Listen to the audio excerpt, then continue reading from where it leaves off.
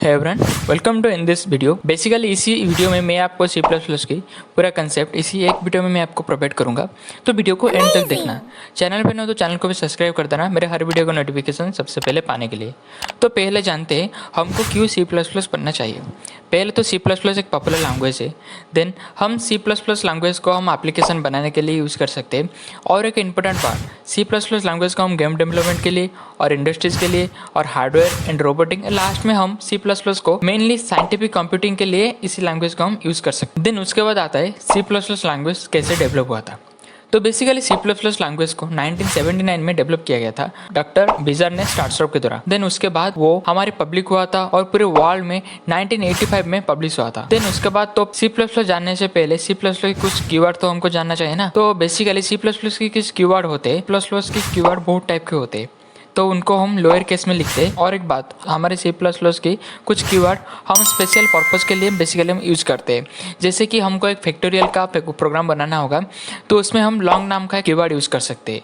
Then उसके बाद आता है सी प्लस प्लस के कुछ कंपाइलर। तो बेसिकली कंपाइलर बोले, कंपाइलर ये होता है कि सी प्लस प्लस एक हाई लेवल लैंग्वेज होता है और हमारे बहुत सारे हाई लेवल लैंग्वेज जैसे कि Java, C plus plus, Python etcetera. Basically compiler ये होता है कि वो ट्रांसलेट करता है और वो एट अ टाइम वो एरर चेकिंग करता है और हमको आउटपुट दे देता है। देन उसके बाद आता है हमारा वेरिएबल, सी प्लस प्लस की वेरिएबल। तो basically C plus plus variable ये होता है कि वो हमारे डाटा को स्टोर करता है और वो हमारे सी प्लस प्लस की बहुत टाइप की वेरिएबल होता है जैसे कि int, double, float etcetera. Then variable के बाद सी प्लस प्लस की वेरिएबल के बाद हमारा सी प्लस प्लस की फंक्शन आता है। तो बेसिकली फंक्शन का काम ये होता है कि वो सिर्फ एक सर्टेन काम के लिए वो इस्तेमाल होता है। ओके, देन वो सर्टेन काम के लिए वही रन करता है। देन सी प्लस प्लस के फंक्शन के अंदर हम जो लिखते हैं ना उसे हम पैरामीटर बोल सकते हैं। देन उसके बाद आता है हमारे सी प्लस प्लस की मेन टॉपिक कि हम कैसे एक सी प्लस प्लस को लैंग्वेज को यूज करके एक प्रोग्राम लिख सकते हैं। तो प्रोग्राम लिखने से पहले तो उसका हमको स्ट्रक्चर जानना चाहिए। तो बेसिकली हमारे सी प्लस प्लस की हम जो लिखते हैं प्रोग्राम, तो उसका स्ट्रक्चर 3 सेक्शन में डिवाइड होता है। तो पहले होता है हमारा standard library function section, then उसके बाद आता है हमारा मेन फंक्शन, देन उसके बाद आता है हमारा लास्ट में फंक्शन बॉडी सेक्शन। देन हम इसी तरह सी प्लस प्लस के एक सिंपल प्रोग्राम लिख सकते हैं। देन उसके बाद सी प्लस प्लस कुछ ऑपरेटर होते हैं। तो बेसिकली ऑपरेटर को हम मैथमेटिकल सिंबल में लिखते हैं और वो कंपाइल होते हैं। देन वो इनपुट के हिसाब से वो रन करके हमको आउटपुट देता है। देन हमारे इतने टाइप के कुछ ऑपरेटर होते हैं। तो इसमें पहला आता है अरिथमेटिक ऑपरेटर, हम कुछ इस टाइप का लिख सकते हैं। देन हमारा असाइनमेंट ऑपरेटर कुछ इस टाइप का, देन हमारा रिलेशनल ऑपरेटर कुछ इस टाइप का, देन लॉजिकल ऑपरेटर कुछ इस टाइप का, देन बिटवाइज ऑपरेटर कुछ इस टाइप का, देन लास्ट में हम सी प्लस प्लस की कुछ इंपॉर्टेंट ऑपरेटर कुछ इस टाइप का। देन उसके बाद आता है हमारे सी प्लस प्लस की कंट्रोल स्ट्रक्चर। तो बेसिकली कंट्रोल स्ट्रक्चर ये होता है कि हमारे फंक्शन के अंदर हम जो पैरामीटर एंट्री करते हैं उसको कंट्रोल स्ट्रक्चर एनालाइज करता है। देन उसके बाद वो उसके डायरेक्शन पे जाकर वो काम करता है, उसको हम कंट्रोल स्ट्रक्चर बेसिकली बोलते हैं। देन हमारे सी प्लस प्लस के कंट्रोल स्ट्रक्चर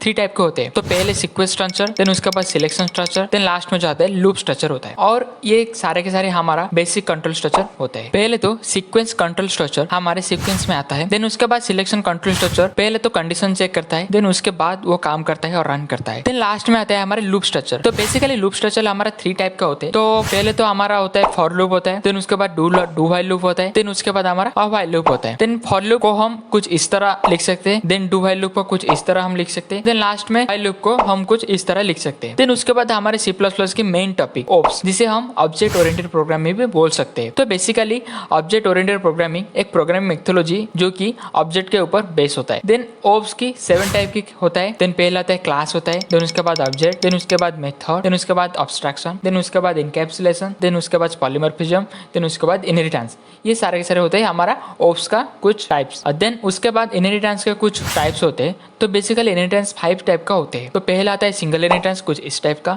देन उसके बाद मल्टीपल इनहेरिटेंस कुछ इस तरह, देन हमारा मल्टीपल इनहेरिटेंस कुछ इस तरह, देन हायरार्चिकल इनहेरिटेंस कुछ इस टाइप का, देन लास्ट में जो होता है हमारा हाइब्रिड इनहेरिटेंस कुछ इस टाइप का होते हैं। देन उसके बाद सी प्लस प्लस के फंक्शन आते हैं। तो बेसिकली सी प्लस प्लस के फंक्शन हम एक स्पेसिफिक टास्क के लिए हम यूज कर सकते हैं। तो बेसिकली 2 टाइप का होता है हमारा फंक्शन। तो पहला जो होता है स्टैंडर्ड लाइब्रेरी फंक्शन कुछ इस टाइप का, देन हमारा होता है यूजर डिफाइंड फंक्शन कुछ इस टाइप। देन फंक्शन के अंदर हम जो फंक्शन डिक्लेरेशन कुछ इस तरह लिख सकते हैं, फंक्शन ओवरलोडिंग कुछ इस तरह हम लिख सकते हैं। देन उसके बाद हमारा जो फ्रेंड फंक्शन होता है जो कि फंक्शन के अंदर जाते हैं, हम कुछ इस तरह प्रोग्राम उसका लिख सकते हैं। देन उसके बाद सी प्लस प्लस के पॉइंटर वो बेसिकली बेसिकली वैल्यू को एड्रेस करने के लिए हम बेसिकली पॉइंटर को यूज करते हैं और कुछ इस तरह। इसे हम तो हमारे एम्परसेंटेज साइन और एस्ट्रिक साइन को यूज करके हम वैल्यू की एड्रेस को पता कर सकते हैं। उसके बाद आरी आता है। आरी बेसिकली ये होता है कि हमको एक मल्टीपल वैल्यू को सिंगल वेरिएबल के अंदर स्टोर करना है, तो इसीलिए हम बेसिकली आरी को यूज करते हैं। बेसिकली आरी हमारे 2 टाइप के होते हैं, एक सिंगल डायमेंशनल एंड उसके बाद मल्टीपल डायमेंशनल की आरी होते हैं। देन उसके बाद हम लास्ट में जानेंगे कि फाइल हैंडलिंग क्या होता है। तो बेसिकली फाइल हैंडलिंग ये होता है कि बेसिकली प्रोग्राम को स्टोर होता है एक फाइल के अंदर, उसे हम फाइल हैंडलिंग बोलते हैं। उसके बाद वो प्रोग्राम को फाइल के अंदर स्टोर करने के बाद वो उसके ऊपर वेरियस टाइप का काम करता है, लाइक कुछ ऑपरेशन जैसे फाइल को ओपन करना, फाइल को रीड करना, देन फाइल को राइट करना, कि सारे के सारे वो फाइल हैंडलिंग के द्वारा वो काम होता है। और ऑपरेशन और फाइल हैंडलिंग का प्रोग्राम हम कुछ इस तरह लिख सकते हैं। देन ये होता है कि बेसिक चीज़ मैंने आपको इसी एक वीडियो में मैं आपको बताया। अगर आप चाहते हैं कि C++ लैंग्वेज को पूरा का पूरा पढ़ने के लिए, तो आप मेरे डिस्क्रिप्शन पे अभी जाइए, उसके मैंने एक लिंक दिया है, उसकी लिंक पे क्लिक करके आप पूरे के पूरे प्लेलिस्ट एक्सेस कर सकते हैं, जिसके जरिए आपको हेल्पफुल होगा कि C++ की पूरे के पूरे जानने के लिए। ओके, तो चैनल को सब्सक्राइब कर देना, बेल नोटिफिकेशन ऑन करके ऑल पे प्रेस कर देना मेरे हर वीडियो का नोटिफिकेशन सबसे पहले पाने के लिए। तो मिलते हैं अगले वीडियो में, तब तक टेक केयर, बाय बाय।